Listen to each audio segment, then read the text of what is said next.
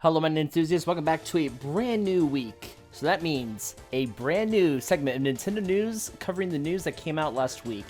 Now, let me be honest here. Last Nintendo News video did not get any views. I don't know if it's just because YouTube's algorithm is terrible or just because the stories were not as interesting. So hopefully, let's see how this video does. And if it kind of flops, I will have to try something else out. Maybe go to a completely different site, not just use Nintendo Life, but start using other Nintendo websites. And if it's a success, yeah, we'll still probably start using other websites. But hopefully YouTube can get it together, because January is a rough time for views. Let's start off with an update on the whole Microsoft try to buy Nintendo. All these stories come from NintendoLife.com. Microsoft was simply exploring every angle when it approached Nintendo about a buyout. It wasn't like we had to make a long trip to go see them. Earlier this month, Bloomberg ran a story about how Microsoft attempted to buy out Nintendo many years ago. EA at the time apparently told Microsoft had no clue how to make a console, while Nintendo supposedly thought Microsoft's proposal was hilarious, according to Xbox former director of third-party relations Kevin Backus. In the same Twitch interview alongside Reggie and Jack, Robbie Bach, former president of the Entertainment Devices Division at Microsoft and chief Xbox officer, was asked to give some insight about the story and spoke about how the tech giant was simply looking for partners while exploring every angle, and Nintendo was obviously located across the street from its own offices. In the early days of the Xbox concept, Microsoft didn't want to do the hard work. That just wasn't something we knew how to do, and so the idea, we were looking for partners. We talked to all the PC manufacturers, we talked to Sega, and so we went and talked to Nintendo. They were the big kids on the block for sure, and by the way, they were across the street from our offices, so it wasn't like we had to make a long trip to go see them. So we had a conversation, and the reaction we got was probably what we expected. You know, Microsoft didn't have all that much to bring to the table, and Nintendo was successful and has always been sort of a self-contained company, does a lot of their own content, but Bob and his team explored every angle. Ultimately, we decided to go into the hardware, which was sort of the last option, and I know that sounds kind of goofy, but we weren't a hardware company, and so for us to decide we wanted to manufacture hardware was a huge commitment, and we tried a lot of different ways to not do that, and in the end, we had to do that ourselves.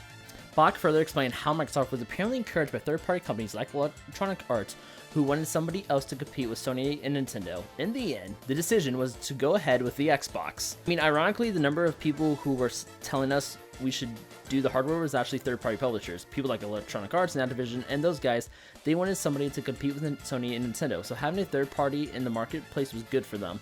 And they didn't want somebody to do what 3DO did, which was license their hardware to other people. They wanted somebody who had skin in the game on the hardware. So, you know, A, we had potential partners who said no, and B, we had third-party publishers who said, you gotta do this yourself, so that's what we did. While Microsoft and Nintendo obviously didn't come to an agreement, Xbox went on to acquire the fan-favorite Nintendo developer Rare. Nowadays, the two video game giants maintain relatively good relations, with Microsoft-owned IP recently being represented in Nintendo's All-Star Fighter Super Smash Bros. Ultimate. I mean, honestly, this is no really big surprise that there's one, an update to the story, and two, I mean, the whole story is now complete. That's how Microsoft tried to attempt to get into the video game industry, was trying to buy out Nintendo, but they were unsuccessful, so they ended up doing their own thing. It's kind of interesting that Electronic Arts and Activision and other third-party companies, I'm assuming Sega, kind of pushed them to make their own, but Sega of America, of course I'm talking about, encouraged Microsoft to make their own type of console. There was no way that they were going to buy Nintendo, not even for billions upon billions of dollars. There's been no way. Speaking of game consoles, Reggie admits Switch was a make or break product for Nintendo after poor performance of the Wii U. Luckily, it was a hit. Nintendo of America's former president, Reggie Fils-Amie, recently appeared on a New York Gaming Awards Twitch stream earlier this week along industry counterparts Jack Tran from Sony and Robbie Bach from Microsoft. Reggie was asked what his defining achievement was during his time at Nintendo and touched on the company's transition as a collective from the Wii U generation to the Switch. He summed up the hybrid device as a make or break product for Nintendo after the poor performance of its previous system. It comes as no surprise the Switch had to be a hit, considering the Wii U shipped just over 13 million units during its lifetime. Reggie says, you know, Nintendo has done so many innovations in the space. I think what Nintendo did with the Switch after the poor performance of Wii U, I think to me and what I was a part of, that's my lasting memory. People forget when the Wii U launched, performance over that life cycle was so poor. I mean, it was the worst selling platform. I think maybe Virtual Boy was a little bit worse, but Wii U underperformed pretty radically in the marketplace. And when your only business is video games, that next had to be successful, and the Switch continues to be a dynamic platform, selling exceptionally well, and the ability for the company to come up with the concept to bring it to life, to bring it to the marketplace, to have only great first-party content, but great third-party independent developer content. That is going to be something I will always be proud of, along with so many of the other things I was a part of. But the Switch was really a make-or-break product for the company, and luckily it was a hit. In contrast to Wii U, a Switch has sold more than 68 million units as of September 30th, 2020, and is barely halfway into its life. While Wii U played host to some fantastic first-party titles, at the time it was a rough period for Nintendo, again because of sales, and in a lot of cases it was equally as difficult for fans. Fortunately, as noted by Reggie, the situation has drastically changed, and since then, with Switch not only hosting quality first-party games, but also great third-party and independent content. I remember getting the Wii U. I didn't get it at launch. I got it for Christmas. A month it came out. I believe it came out November 18th, 2012. So I got it a month later. Yeah, I don't know. I feel like the Wii U was... I like the Wii U. I actually really liked the system. Of course, it didn't sell because the name was just stupid, and holding this giant tablet for some games, like for example, Wii Fit U, I believe it was called. That game was brutal to play. I remember trying to play it and trying to get a good workout in with the gamepad you have to hold, and I'm like, dude, this is terrible. Who decided this was a good idea? Because this is one of the worst ideas that Nintendo has ever came up with. And there are other games that actually use the gamepad quite well versus actually the Switch itself. Mario Maker, I actually prefer the first one over the second one because the gamepad was so nice to make levels on compared to the Switch. But, you know, other games that came from the Wii U and are now on Switch have evolved. Pikmin 3 Deluxe, Splatoon 2. I would even make the argument Smash Bros. Ultimate, even though I think Smash for Wii U's online connectivity was far superior than Smash Ultimate. But yeah, it's also really cool to hear Reggie talk about his time in Nintendo, and that would have sucked if the Switch, like if it was a failure, then I wonder where Nintendo would be at. And honestly, it's actually kind of a weird thought that maybe Nintendo wouldn't be a thing anymore, or hey, they might be making games for Xbox, you know, speaking of Microsoft and going back to the previous story. But yeah, I'm glad that the Switch is selling units and that Nintendo's able to make more money and to make more phenomenal games, in my opinion. So keep going, Nintendo, you got this. Speaking of Nintendo Switch and Nintendo Switch game, Super Mario 3D World plus Bowser's Fury, frame rate and resolution detailed. How does it hold up? Super Mario 3D World plus Bowser's Fury is the first major Nintendo Switch release of the year, and it's arriving on the 12th of February, or February 12th. While we've already heard how 3D World will run much faster compared to the original Wii U release, it seems a number of outlets have now shared information about the frame rate and resolution players can expect across both games. Here's a roundup courtesy of Nintendo Everything. It's worth pointing out that the resolution of Bowser's Fury and docked mode may possibly be higher than 720p. The source doesn't clarify docked and handheld differences. Super Mario 3D World docked runs at 1080p, 60 frames per second. Portable 720, 60 frames per second, which I think is great. That's at 60 frames. Bowser's Fury docked runs at 720p, 60 frames per second. What? Why would Bowser's Fury run worse than... Okay. And then 720, 30 frames per second portable. Yeah, that resolution for Bowser's Fury is not good.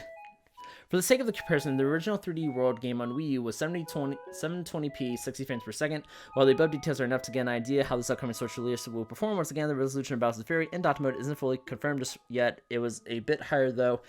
It would be more than welcome. It should be 1080p, but that'd be weird if it was 720. 60 frames per second, yeah. In my opinion, games run the best at 60 frames per second, and I'm glad Mario 3D World and Bowser's Fury are both running at 60 frames per second. Docked, portable for 3D World, 30 frames per second portable for Bowser's Fury. So, I don't know. Like I said before, I'm kind of iffy on Bowser's Fury. I'm buying the game for Super Mario 3D World, and of course, I'll try Bowser's Fury and see how I like it.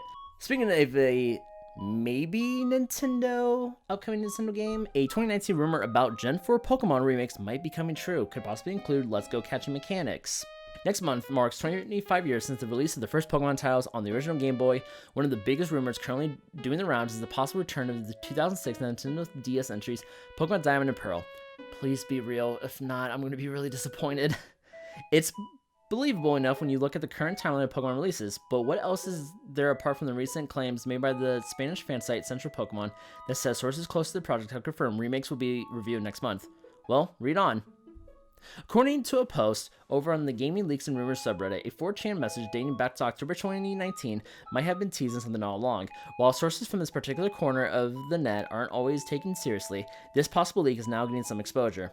At the time, it was supposedly accurately predicted Galarian Mr. Mime and its evolution and how fossil Pokemon would work in Pokemon Sword and Shield. The last prediction of 3 was that there would be no remakes in 2020. While this didn't happen, the pandemic was obviously disruptive to a lot of game releases last year, which I'll be honest, I don't think Diamond and Pearl remakes would have came out last year. I think it would have been like 25th anniversary type of announcement and release. Attached to this is a line about these remakes of Diamond and Pearl featuring Let's Go Catching, the catching mechanic first featured in the Pokemon Let's Go games.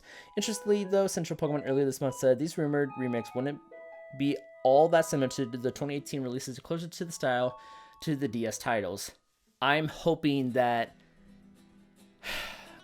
these Diamond and Pearl remakes do not have any Let's Go Catching mechanics. I mean, okay, if you want to make it like an actual Pokemon game, like let's say Sword and Shield, for example, and if you select the option to catch a Pokemon, sure. Like if you want to, use your Joy-Con or controller, of course, don't throw it at the TV, and you want to capture Pokemon that way, I don't think that's a bad thing. However, if we have the option not to do that, I say we shouldn't do that. So hopefully this part of the Gen 4 remake rumor is not true, but I don't know. I don't even know if the Gen 4 Pokemon remakes are going to be happening. I'm hoping that they are. My hope is that, yes, they will happen, but reality can smack all of us in the face and say, no, they won't happen. We'll have to wait and see. What is it, I know it's February, 27th of February? I keep forgetting Pokemon Day. We'll find out and see. Here's the thing, if it's not Gen 4 remakes, I know I'm talking about this, I'm gonna make my own video about this down the road. And if it's Gen 9, okay, alright, fine. But when? That would be the question. If not this year, when? Because Omega Ruby and Alpha Sapphire came out, I want to say 6 years ago, maybe 5 years ago. They came out, no, actually it's 2021, so yeah, about 6-7 years ago. It's been a while since the last generation type of Pokemon game have come out. We need a new one. A new one has to come out soon. So hopefully sometime soon. And our last story. Not really Nintendo, but this third-party company and third-party games have come out for both Wii U, or Wii U, and Switch. Sonic the Hedgehog voice actor thanks fans for reaching out. I am overwhelmed. As you've likely heard by now, Sonic the Hedgehog's voice actor Roger Craig Smith has announced his departure from his role. He voiced the Blue Blur across video games, television series, and even movies, and has been an integral part of the Sega family for more than 10 years. Although Smith had already thanked fans in a short goodbye message on Twitter a few days ago, he's now shared a separate video messaging thanking everyone once again for the overwhelming support. Sega has shared its own message yesterday, noting how it was forever grateful for all he's done for Sonic. For over 10 years, Roger Craig Smith has been an integral part of the Sega family. He brought the voice of Sonic to life, and we are forever grateful for his never-ending enthusiasm in helping the community and spreading joy. Thank you, Roger, for all you've done for Sonic.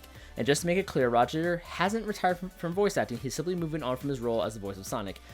He says, I haven't been retired from voice acting, just so we're clear. More stuff coming your way, so stay tuned. I think this is sad news because he was actually a great video game voice actor, mostly for Sonic. Granted, his voice, and I'm not at all trying to, this has come from someone who doesn't, one, is not a voice actor, and two, probably doesn't even have the best voice in general, speaking and all that. A lot of his voice was for a lot of video game characters. I think there was some character in Apex Legends. You could definitely tell it's him, because that character for Apex Legends and Sonic the Hedgehog sound really identical. So it sucks that Sonic the Hedgehog has to get another voice, but I feel like that this was inevitable. Sonic is not like Mario. Sonic says more than 3, 4, 5 words at a time. He speaks in sentences. So, yeah. I just wonder who it's going to be. Or could it be me? Maybe I'm making this video to, you know, get out there and be a Sonic the Hedgehog impressionist. Whoa, damn! No, I'm joking. I'm not going to do that. Anyway, that was the stories for this week of Nintendo news. Like I said before, due to YouTube algorithm, I don't know how this video will go. Hopefully better than last week's video. If not, we're going to try something else out. So if you have made it this far into the video, make sure you subscribe if you've not. Smash that bell for all the notifications. Push the like button. Comment on the current news and news that we just went over. And until then, I will see you guys in the next video. Nintendo fans, have a good day.